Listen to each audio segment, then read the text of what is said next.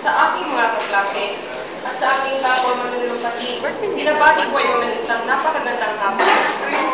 Ang aking talumpati ay patungkol sa ang pera at ang tao. Naniniwala ko na ang pera ay mahalaga sa bawat tao. Ngunit, kalakip ng kahalaga nito sa atin ay may nagagawa tayong hindi tama. Ang pera ay bagay na may halaga na ginagamit bilang pambayad sa transaksyon o kalakalan ng dalawa o higit pang tao. Ito ang ginamit at ginagamit ng mga tao para sa pagpapaunlad ng kanilang sariling buhay, komunidad, nasyon at kumpanya. Noong unang panahon na wala pa ito, pagpapalitan ng produkto o barter ang pamamaraan ng mga tao sa kalakalan. Mapapansing mahirap at mabagal ang parahiyong pagkat minsan ay hindi pantay ang isang halaga ng bagay na itutumbas sa kapalit nitong bagay o serbisyo.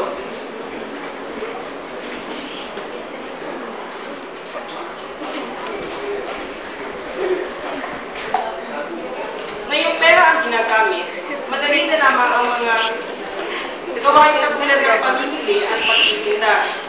Hindi na kailangang buhatin pa isang sakong patatas sa palengke upang ipalit sa kalahating sako ng bigas na tulad ng paraan noon. Ang pera ay mahalaga sa isang tao pagkat pera ang ginagamit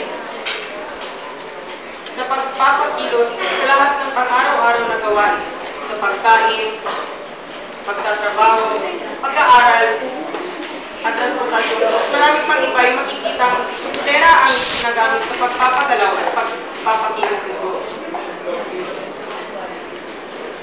Maganda ang pera, walang masama dito.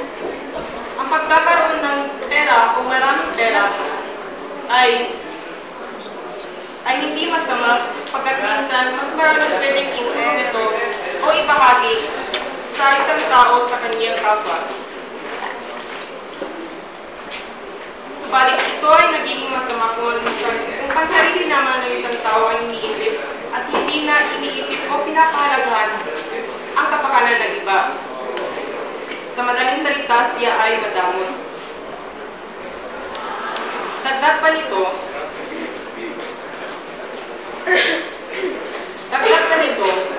ang pera ay nagiging masama kung ang isang tao ay minahal nito.